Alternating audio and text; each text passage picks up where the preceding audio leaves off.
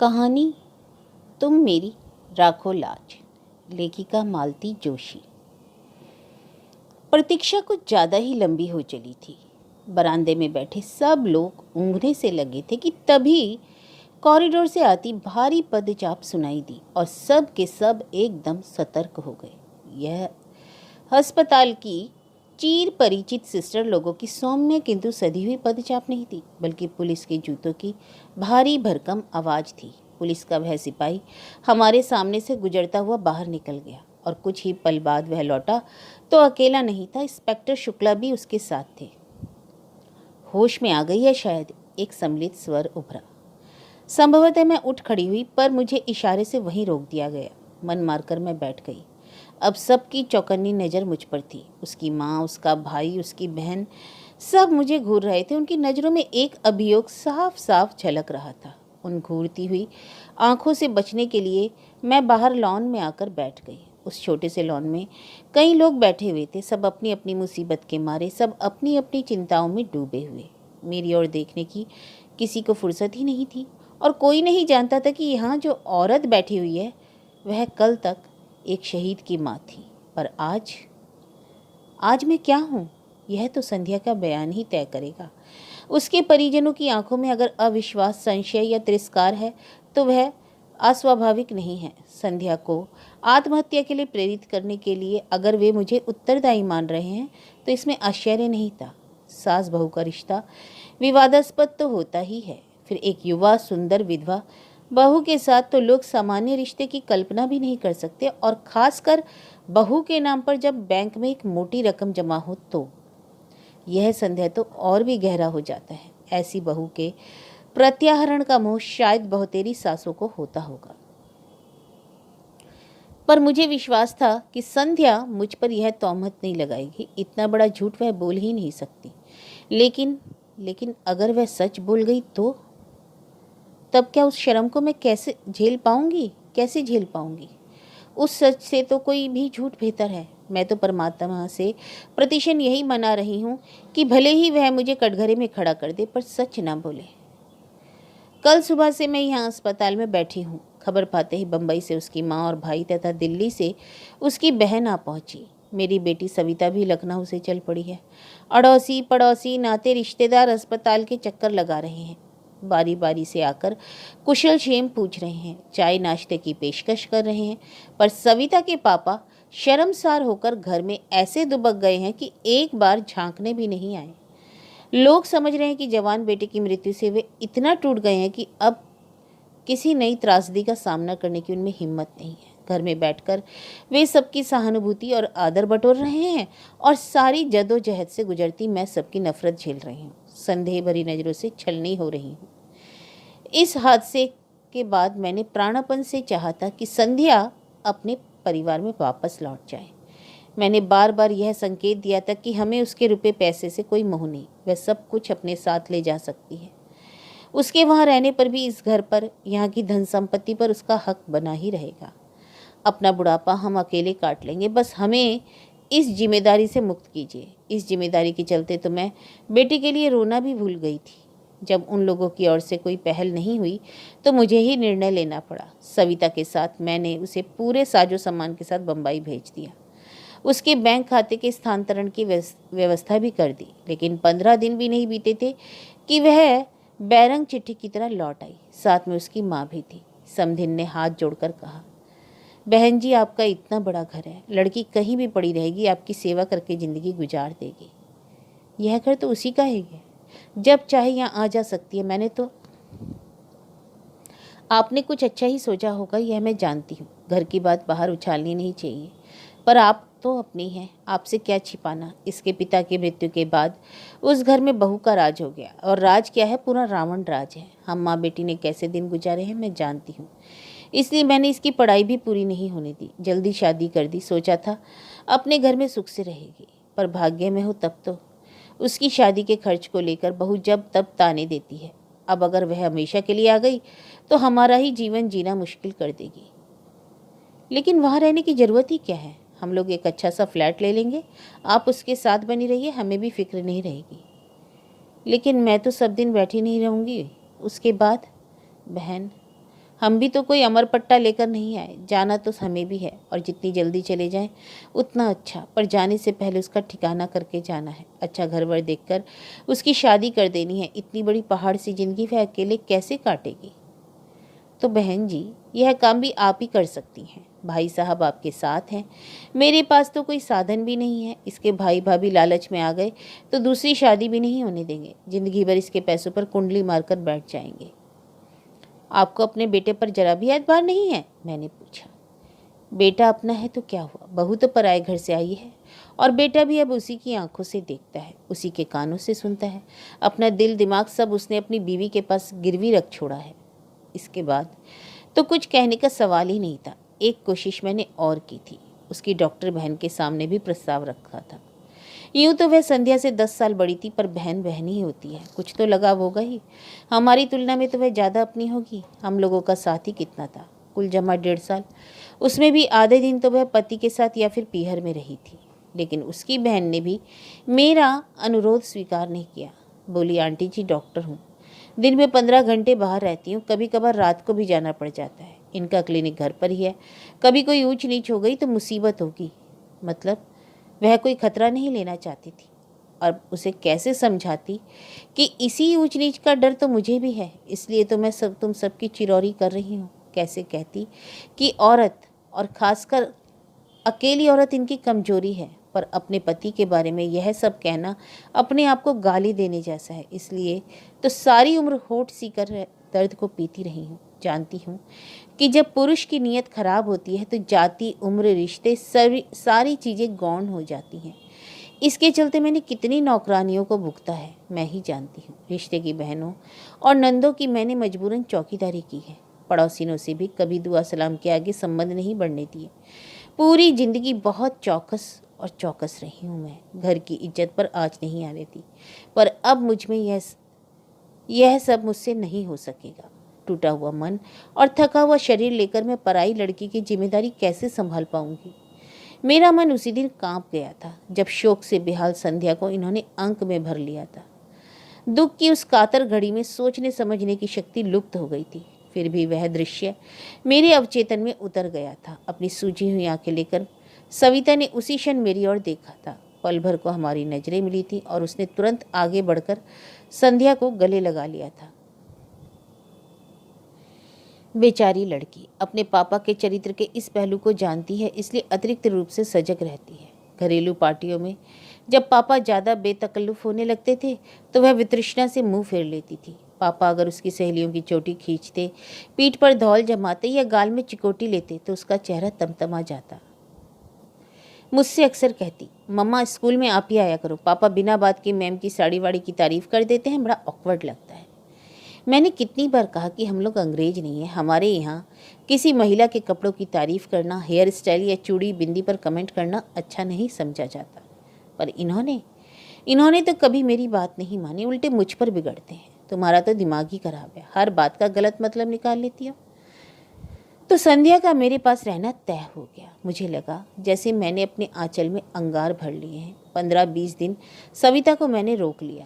वह साए की तरह संध्या के साथ बनी रही, पर वह भी कितने दिन रहती। उसका भी घर बार, बच्चे थे, बूढ़े सास ससुर थे, उसे तो जाना ही था। अपनी मुसीबत तो हमें ही भुगतनी थी। अपना दुख पीकर मैं बहू के गाहव सहलाने में जुट गई, पर इन्होंने मुझे मौका ही नहीं दिया। उसका पूरा भार इन्होंने अपने ऊपर ले लिया। इनकी सारी दिनचर्या उसी धुरी पर घूमने लगी। सुबह शाम पेपर पढ़ना, न्यूज़ सुनना, सीरियल्स देखना, सब साथ साथ होने लगा। दोपहर में कैरम या लूडो खेला जाता, उसे ब्रिज का गेम सिखाया जाता, उसके लिए लाइब्रेरी लगवाई गई, उसके लिए नई नई कैसेट्स और सीडी घर में आने लगी। फिर एक दिन इन्होंने घोषणा की कि वे संध्या को ड्राइविंग सिखाएंगे। मैंने कहा, देखिए जो कुछ दिल बहलाव करना है घर में बैठकर कीजिए, बाहर 4 लोग देखेंगे तो और 4 तरह की बातें करेंगे। लोगों को किसी के सुख दुख से कोई मतलब नहीं होता, वे सब बातें करना जानते हैं। लड़की नाहक बदनाम हो जाएगी। वे एकदम भड़क गए। क्या दकियानुसी सासों की तरह बात करती हो? जिंदगी भर क्या उसे घर में कैद करके रखोगी? अरे जिंदगी भर ना सही, पर कायदे से साल 6 महीने तो घर में रहे। फिर अपनी ही बात काटकर मैंने कहा, हम लोग उसे कॉलेज में दाखिला क्यों नहीं दिलवाते? वह अपनी छूटी हुई पढ़ाई भी पूरी कर लेगी। कल को अगर नौकरी करनी पड़े तो हाथ में ढंग की डिग्री तो होगी। नौकरी क्यों करेगी? क्या तुम्हारे घर में उसके लिए खाने को नहीं है? ओफो, नौकरी की बात तो मैंने यूं ही कह दी थी। मैं तो यह कह रही थी कि कॉलेज जाएगी, थोड़ा खुली हवा में सांस लेगी, हम उम्र लोगों के बीच रहेगी तो उसे अच्छा लगेगा। हम लाख कोशिश करें, उसकी उम्र के तो नहीं हो सकते ना। बल्कि मनीष की मृत्यु ने तो मुझे 10 साल और आगे लाकर पटक दिया है। लिहाजा यही तय हुआ, संध्या कॉलेज जाने लगी। उसे एमए इंग्लिश में दाखिला भी मिल गया। शाम को 5 से 6 तक एक कंप्यूटर क्लास भी ज्वाइन कर ली गई। दोनों जगह उसे लाने ले जाने का जिम्मा इन्होंने ले लिया। मैं कहती उसे एक स्कूटी ले दो, इस उम्र में यह बिगाड़ आप कब तक ढोगे? वे कहते मुझे और काम भी क्या है, उतना ही समय कट जाता है, आने जाने से थोड़ी ड्राइविंग भी सिखा देता हूँ। 2 व्हीलर तो उसे आज ले दूँ, पर कॉलेज इतनी दूर है, उसके घर लौटने तक हमारी जान साथ साथ में बनी रहेगी। और आजकल के लड़के भी कम शरारती नहीं होते। मैं जाता हूँ तो थोड़ा रौब रहता है, ज़्यादा बदतमीजी नहीं करते। इन्होंने तो अपना वक्त बांध लिया था, पर मेरा समय काटे नहीं कटता। 3 प्राणियों के परिवार में मैं एकदम अकेली पड़ गई थी। गृहस्थी से मन उचट गया था, फिर भी उसे ढोना पड़ रहा था। भूख प्यास गायब हो गई थी, फिर भी दोनों वक्त रसोई में सिर देना पड़ता। जिस दिन भी थोड़ी कोर कसर रह जाती, फौरन कहते हम लोग तो बूढ़े प्राणी हैं, खिचड़ी खाकर भी जी लेंगे, पर इस लड़की का तो कुछ ख्याल करो, वह तो अपने मुंह से कुछ कहने से रही। 3-4 महीने बाद सविता फिर एक बार चली आई। लाख ससुराल में थी, पर उसका मन तो वहीं अटका हुआ था। जानती थी कि भाई की मृत्यु के बाद मम्मी पापा कितने अकेले पड़ गए हैं। आते ही बोली, मम्मी तुम्हें क्या हो गया है, बीमार हो क्या? इन 4 महीनों में तो तुम आधी भी नहीं रह गई हो। मैंने सूखी हंसी हंसकर कहा, अब इस जन्म में तो मैं मुटाने से रही, तुम्हारा भाई मुझे जिंदगी भर का रोग जो दे गया। 2 दिन में ही उसे सारी दिनचर्या समझ में आ गई। बोली, यह क्या मम्मा, दिन भर तुम ही लगी रहती हो? अरे इसमें नई बात क्या है रे, तुम्हारी शादी के बाद से तो अकेली ही सब कर रही हूँ। हाँ, पर अब तो संध्या है ना घर पर, उसे तो तुम्हारा हाथ बटाना चाहिए। पर उसके पास बेटा समय कहाँ है? क्यों? सुबह उसका कॉलेज होता है, ठीक है, पर शाम का खाना तो बना सकती है ना। सच कहूँ सभी, अब उससे कुछ कहते भी संकोच होता है। लगता है वह इस घर में मेहमान है। नहीं मम्मा, कहने की ज़रूरत ही क्या है, उसे तो खुद सोचना चाहिए। हाँ, शायद अब उसको भी इन चीज़ों में रस नहीं रह गया। पहले जब आती थी मुझे रसोई में घुसने नहीं देती थी, सुबह शाम नई नई चीज़ें बनाकर खिलाती थी। अब उसका भी मन हट गया है, और ठीक भी है। यह उसकी गृहस्थी तो नहीं है, वह तो बस समय काट रही है। और सच तो यह है कि हम सब अपना समय काट रहे हैं। और ये पापा क्या कर रहे हैं? एकदम उसके ड्राइवर ही बन गए। शाम का तो चलो ठीक है, पर सुबह तो अपने से जा सकती है ना हो तो उसे एक स्कूटर ले दो।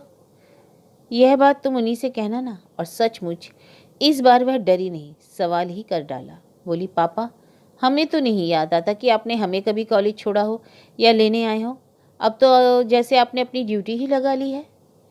इन्होंने एक बार घुरकर मेरी ओर देखा, फिर कहा, बेटा जब तुम पढ़ती थी तब ना मेरे पास समय था ना गाड़ी, अब तो मेरे पास समय ही समय है। मैं तुम्हारी माँ की तरह 24 घंटे ठाकुर जी के सामने ध्यान लगाकर तो नहीं बैठ सकता। और वैसे भी मुझे भगवान से नफरत हो गई है। सारे व्रत अनुष्ठानों पर से मेरा विश्वास उठ गया है, इसलिए मैं अपनी शांति कहीं और खोजता हूँ। एक बात और सभी, तुम्हारी अपनी एक भरी पूरी दुनिया है और यह लड़की बिल्कुल अकेली है। मैं उसका अकेलापन बांटने की कोशिश करता हूँ, और उसका तो एक बहाना है। सच तो यह है कि मैं अपना ही अकेलापन बांटने की कोशिश कर रहा हूँ। आखिरी बात कहते कहते इनका स्वर कातर हो आया था। हम दोनों शर्म से जैसे पानी पानी हो गए। अपने दुख को सहलाते हुए हम यह भूल ही गई थी कि मरने वाला इनका भी कोई था।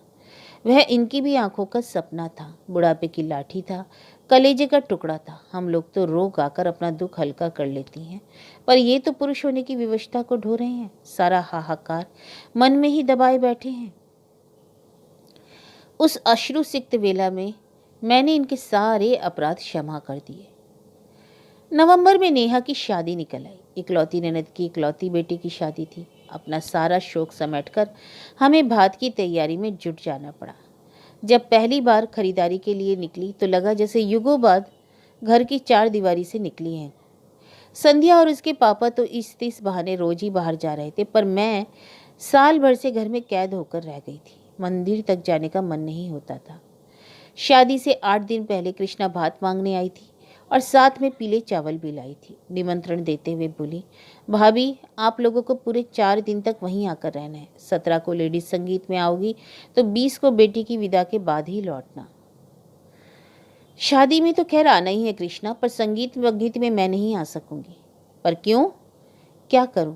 कहीं जाने का मन ही नहीं होता। तुम विश्वास नहीं करोगी, पिछले साल सवा साल से हम लोगों ने एक भी शादी अटेंड नहीं की। अब यह घर की शादी है इसलिए। हाँ, इसलिए तो कह रही हूँ, तुम नहीं जाती हो तो भैया भी नहीं जा पाते हैं। ऐसा कब तक चलेगा? जीना है तो जिंदगी की कुछ शर्तें तो माननी होंगी, इसलिए आग्रह कर रही होंगी कि तुम आओगी और सारे कार्यक्रम अटेंड करोगी।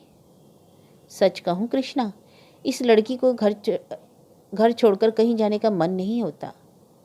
तो उसे भी लेती आओ ना, कृष्णा ने कहा। ऐसे भी तो सब जगह आती जाती रहती है। सुरेश नरेश बताते रहते हैं कि अक्सर मामा के साथ गाड़ी में दिख जाती है। हाँ हाँ, जरूर दिख जाती होगी। सुबह कॉलेज जाती है, शाम को कंप्यूटर क्लास जाती है, और लाने ले जाने की ड्यूटी इनकी है। अब क्या करें, इनकी इतनी बड़ी जिंदगी, उसके सामने कुछ ना कुछ करना ही पड़ेगा। हम लोग तो सब दिन बैठे नहीं रहेंगे। हाँ हाँ, खैर वो तो सब ठीक है, कृष्णा ने जैसे उकता कर कहा। पर तुम्हें संगीत में जरूर आना है, नहीं तो मैं भात नहीं लाऊंगी, क्या ही देती हूँ। और बहू को भी लेते आना, उसका भी मन बहल जाएगा। तुम जरा अपने से कह देती, मैंने दबी जबान से कहा, पर कृष्णा ने ध्यान नहीं दिया। बहुओं को इतनी लिफ्ट देने के पक्ष में वह नहीं थी। बोली, तुम लोगों से कह तो दिया, वह क्या तुमसे अलग है? कभी कभी 2 शब्द भी लोगों को कितने भारी पड़ जाते हैं। बड़ी मुश्किल से संध्या को राजी किया जा सका। उसके बाद दूसरी समस्या सामने आई। मम्मी जी, मैं क्या पहनूं? यह बात नहीं कि उसके पास कपड़ों की कमी थी, वह तो रोज ही बाहर जा रही थी, अपनी मनपसंद पोशाक और मनपसंद रंग ही पहन रही थी। मैंने कभी टोका टाकी नहीं की और मेरा तो उस और कभी ध्यान भी नहीं गया। पर यह प्रसंग अलग था और इस बात को संध्या भी समझती थी। वहां उसे एकदम वैरागिनी बनाकर तो नहीं ले जाती, फिर भी कुछ सतर्कता बरतना जरूरी था। वहां तमाम जाति बिरादरी की महिलाएं होंगी, कृष्णा के ससुराल वाले भी होंगे। जरा सी चूक हुई कि सबको चर्चा के लिए विषय मिल जाएगा। अपनी सारी अलमारी खंगाल कर मैंने उसके लिए मोतिया रंग की एक साड़ी निकाली, मोती मूंगे वाला एक हल्का सा सेट निकाल कर दिया और उसका सहज सौंदर्य उतने से ही खिल उठा। अपने लिए मैंने उससे भी हल्के रंग की एक चंदेरी निकाली। इन्होंने देखा तो बेहद नाराज हुए। तुम दोनों मेरी बहन के यहाँ मंगल गीत गाने चल रही हो या मातम करने? मैंने कहा, प्लीज़ आप हमारे बीच में ना पड़िए। 4 लोगों के बीच में जरा सोच समझ कर ही जाना होता है। फिर यह कुछ नहीं बोले, पर पूरे समय मुंह फुलाए रहे। हम लोग जब पहुंचे तो कार्यक्रम शुरू हो चुका था। नेहा की सहेलियां किसी फिल्मी गीत पर नाच रही थी। हम लोगों के पहुंचते ही कुछ क्षण को नृत्य रुक गया। सबकी आंखें संध्या की ओर उठ गई। उन आंखों में कौतूहल था, करुणा थी, ईर्ष्या थी और उपहास भी। कृष्णा ने आगे बढ़कर मुझे अंक में भर लिया और वरिष्ठों की पंक्ति में लाकर बैठा दिया। और संध्या असमंजस में थोड़ी देर तक खड़ी रही, फिर चुपचाप मेरे पास आकर बैठ गई। वहाँ इतनी सारी लड़कियां थी, पर किसी ने यह नहीं कहा कि भाभी मेरे पास आकर बैठो।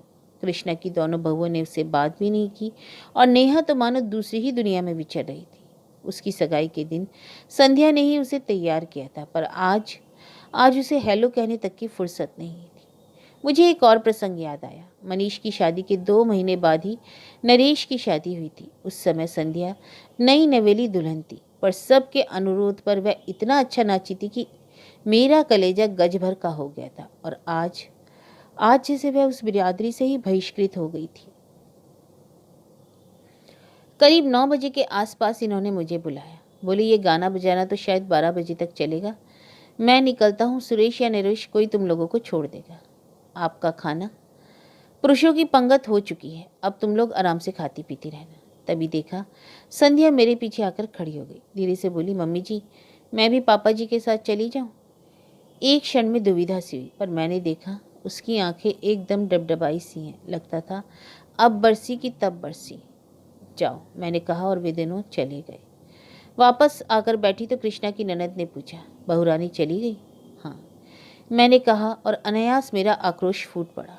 बैठकर करती भी क्या? ना उसे मेहंदी रचानी थी, ना महावर लगवाना था, ना गाना गवाना, ना ठुमके लगाने। जिसके लिए आई थी वह अपने में ही मग्न है। उसने भाभी की ओर झांका भी नहीं। सुरेश नरेश की बहुएं उससे ऐसे छिटक रही थी जैसे छू जाएंगी तो कोई अनर्थ हो जाएगा। इतनी लड़कियां हैं यहाँ पर, किसी ने पास बैठने तक के लिए नहीं कहा। बेचारी बड़ी बुढ़ियों के बीच बैठी बैठी रही। वह तो आने के लिए कतई तैयार नहीं थी। मैं ही जबरदस्ती लिवा लाई और अब पछता रही हूँ। नाहक उसके घाव हरे कर दिए। और यह सब कहते हुए मैं पता नहीं कब सुबकने लगी। घाव संध्या के नहीं, मेरे भी हरे हो गए थे। मनीष की मृत्यु का यह नया पहलू अपने भयावह रूप से मेरे सामने आया था। मैं दहल गई थी। और उधर कृष्णा की जेठानी भुनभुना रही थी, शादी वाले घर में रोकर असगुन कर रही हैं। अरे इन्हें किसने बुला लिया? मैंने बुलाया है, कृष्णा ने कड़क कर कहा। भाभी है मेरी, नहीं आ रही थी, फिर भी मैं जिद करके लाई हूँ। क्या पता था? प्लीज़ कृष्णा, मैंने उसका हाथ पकड़ लिया। मैं पहले से बहुत शर्मिंदा हूँ, मुझे और शर्मिंदा मत करो। इसके बाद महफिल तो एक तरह से उखड़ ही गई। फिर भी खाते खिलाते 12 बज गए। उन लोगों ने शादी के लिए एक वैन ले रखी थी, उसी से सबको घर घर छोड़ा। बेल बजाते हुए सोच रही थी ये छूटते ही पूछेंगे कि इतनी जल्दी कैसे आ गई, पर मैं कुछ बताऊंगी नहीं। मुझे ही डांट पड़ेगी कि वहाँ तमाशा करने की क्या जरूरत थी। पर इन्होंने कुछ नहीं पूछा। दरवाज़ा खोलकर चुपचाप बिस्तर पर चले गए। रोज 12 तक चलने वाला टीवी भी आज बंद था। कपड़े बदलते हुए देखा, इनके बाएं हाथ पर पट्टी बंधी हुई थी। मेरी पुरानी साड़ी को फाड़कर बेतरतीब सी बांधी हुई। ये हाथ में क्या हुआ? कट गया। कैसे? थोड़ी देर चुप रहे, फिर बोले दरवाजे में आ गया था। दरवाजे में कैसे? इन्होंने कोई उत्तर नहीं दिया। करवट बदल कर लेट गए। ठीक तो है, जब हमें कोई तकलीफ होती है किसी की पूछताछ भी अच्छी नहीं लगती। कुछ लगाया था? मैंने पूछा। हाँ, डेटॉल लगाया था। इनके सुर में बेजारी थी। बाथरूम जाते हुए देखा, खून के छींटों की एक कतार सी थी। वॉश बेसिन में भी छींटे थे। शायद पानी की धार के नीचे हाथ रखा होगा। फिर कुछ पूछने का मन हुआ, पर इनकी नाराजगी के डर से चुप रही। बाल्टी में साबुन खोलकर मैंने पूरे फर्श पर पोछा सा लगा दिया। पोछा लगाते हुए अचानक याद आया, संध्या सो गई? पता नहीं, इन्होंने कहा। उसने कुछ खाया कि नहीं? वहाँ से तो वैसे ही चली आई थी। पता नहीं, तुम ही पूछ लो। मुझे आश्चर्य हुआ। और दिन तो मुझसे ज़्यादा इन्हें उसकी फिक्र रहती थी। उसकी सुख सुविधा का ध्यान मुझसे ज़्यादा ये रखते थे। कई बार तो इस बात पर हम लोगों की झड़प भी हो जाती थी। मैंने दोबारा इनसे कुछ पूछना ठीक नहीं समझा। खुद ही उसके कमरे में चली गई। दरवाज़ा बंद था। संध्या, संध्या सो गई क्या? मैंने आवाज़ लगाई, पर शब्द जैसे मेरे मुंह में ही जम गए। संध्या के दरवाजे के पास भी खून की बूंदें थी जो हमारे कमरे तक चली आई थी। मेरा माथा ठनका, पर मैं कुछ बोली नहीं। चुपचाप एक बाल्टी उठा ली और पोंछना शुरू कर दिया। उसी समय फ़ोन की घंटी बजी। ये कुछ क्षण मेरी प्रतीक्षा करते रहे, फिर उठा लिया। आवाज़ दी, कृष्णा का फ़ोन है तुम्हारे लिए। कह दो सुबह बात कर लूँगी। जानती थी इतनी रात गए उसी का ही फ़ोन होगा। शाम को जो कुछ हुआ उसकी सफाई देनी होगी। उस समय वह बात भी कितनी बड़ी लग रही थी, पर अब यहाँ जो कुछ हुआ उसके मुकाबले में वह कितनी छोटी और अर्थहीन लग उठी थी। इतनी रात को फ़ोन किया है तो कोई ज़रूरी बात ही होगी, बात कर लो ना। कहते हुए ये कॉर्डलेस लेकर बाहर आ गए, पर वहीं ठिठक गए। बाल्टी पर दोनों हाथ रखकर मैं उन्हें अपलक देखती रही। एक क्षण को हमारी आंखें मिली और वे कमरे में चुपचाप लौट गए। अपना काम खत्म करके मैंने गेट पर बाहर के दरवाजे पर ताला डाल सारी बत्तियां बुझाई और पलंग पर आकर बैठ गई। सोने का मन नहीं हो रहा था, बस पलंग की पाटी पर सिर टिकाए बैठी रही। बड़ी देर बाद अंधेरा मुखरित हुआ। शब्द मेरे कानों से टकराए, पर अर्थ कहीं खो गए। आप कुछ कह रहे थे? मैं ये कह रहा था कि मैं तो केवल उसे सांत्वना देने का प्रयास कर रहा था। वह बहुत अपसेट लग रही थी, इसलिए दिलासा देने की कोशिश कर रहा था। उसने पता नहीं क्या सोचा, एकदम गलत अर्थ ही निकाल लिया। आप ये सब मुझे क्यों बता रहे हैं? मैंने तो कुछ नहीं कहा, कुछ पूछा भी नहीं। अभी बाहर तुमने जिस तरह मेरी ओर देखा, उसके बाद क्या कुछ कहना शेष रह जाता है? क्या तुम्हारी आंखों की भाषा मैं पढ़ नहीं सकता? शायद इन्हें भी किसी किस्म की दिलासा चाहिए थी, पर मेरा मन नहीं हुआ। चुपचाप पीठ फेर कर लेट गई। भीतर एक अंधड़ सा उठ रहा था। प्रश्नों के बवंडर उठ रहे थे। सांत्वना देने उसके दरवाजे तक जाने की क्या जरूरत थी? ऐसा आपने क्या कर दिया कि उसे आपके मुंह पर दरवाज़ा बंद करना पड़ा? ऐसी आक्रामक तो वह कभी नहीं थी। और आप कह रहे हैं कि उसने गलत सोच लिया? इस बचकाने विधान को मैं कैसे मान लूँ?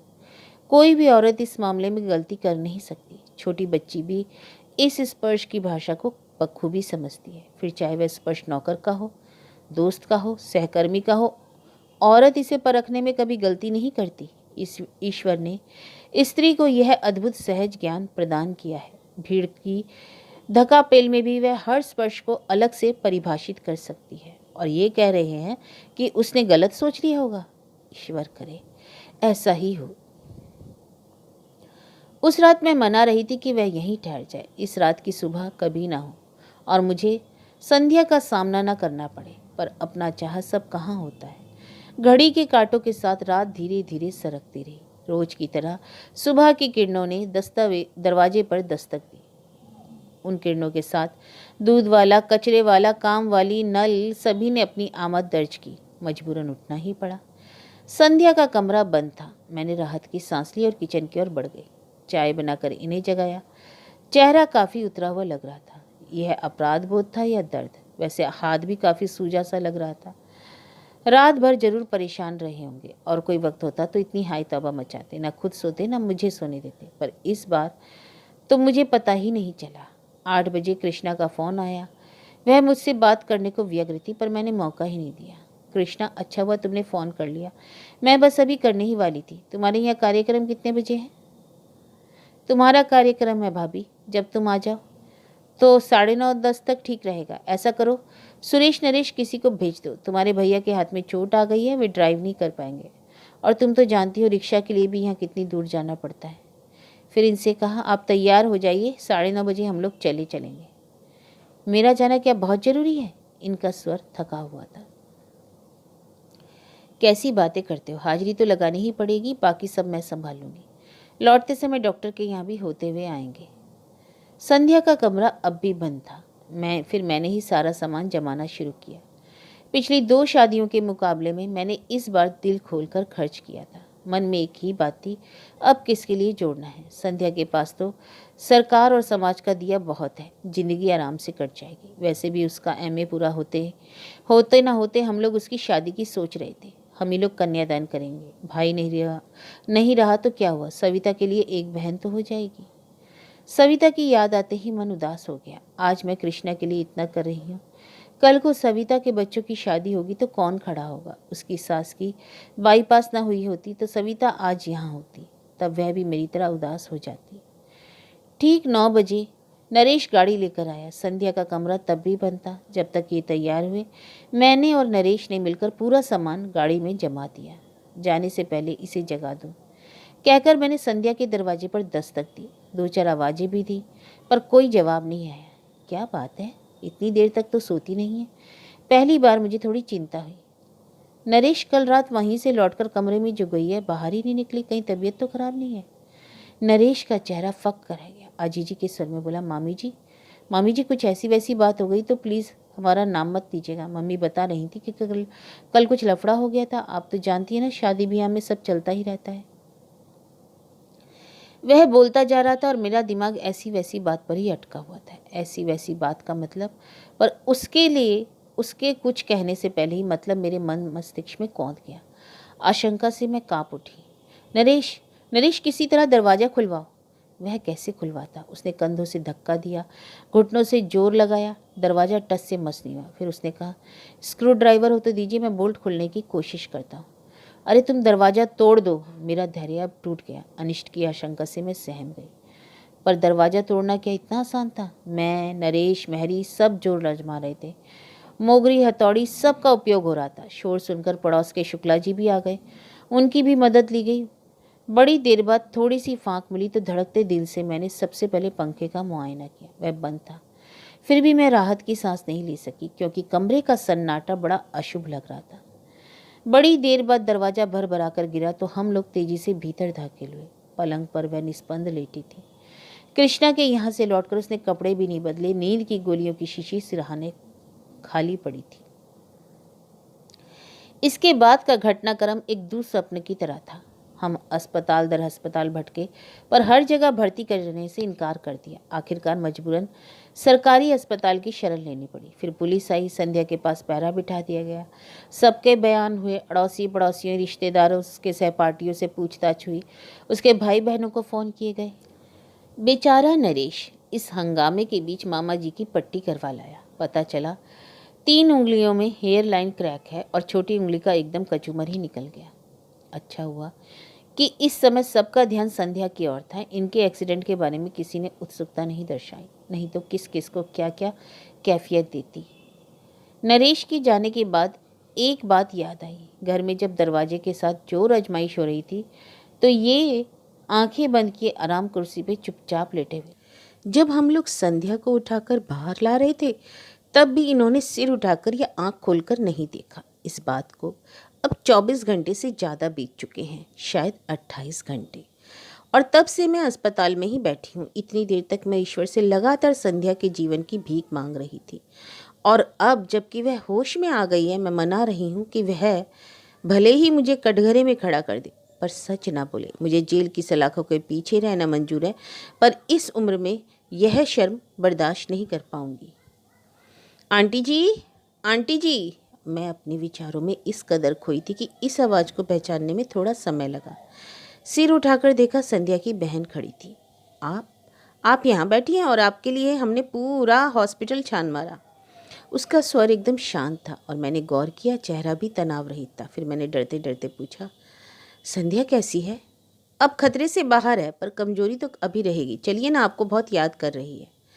मैंने उठना चाहा पर पाँव जैसे जम से गए। उसी ने सहारा देकर उठाया। चलते समय भी उसने मेरा हाथ नहीं छोड़ा। आप लोग उस दिन किसी शादी में गए थे? चलते हुए उसने पूछा। हाँ, क्यों? मेरा गला सूखने लगा। वह बता रही थी कि मनीष की मृत्यु के बाद पहली बार ऐसे फंक्शन में गई थी, इसलिए उस माहौल को बर्दाश्त नहीं कर सकी। और संध्या ही क्यों? साल भर से तो हम लोग भी किसी शादी में नहीं गई। यह घर का मामला था, सो जाना पड़ा। मैंने सफाई दी। वही तो, आप दोनों की बहुत तारीफ कर रही थी। कह रही थी कि आप लोगों ने कभी एहसास ही नहीं होने दिया कि वह विधवा है, इसलिए वह भी इस सच को भूल सी गई। पर शादी में जब इसी सच का सामना करना पड़ा तो उसे धक्का लगा, वह सह नहीं पाई। यह तो कहिए कि समय पे से इलाज हो गया, वरना। ईश्वर, तेरा लाख लाख शुक्र है, मैंने दोनों हाथ जोड़कर कहा। मेरे हाथ कांप रहे थे, आवाज़ लरज रही थी, पैर जवाब दे रहे थे। 2 दिनों की भूख, प्यास, अनिद्रा और दुश्चिंता सब के सब एकदम मुझ पर हावी हो गए। 2 कदम चलना मेरे लिए दुभर हो गया। लड़खड़ाकर मैं ही वहीं एक बेंच पर धम से बैठ गई। मुँह से बस इतना ही निकला, थैंक यू संध्या।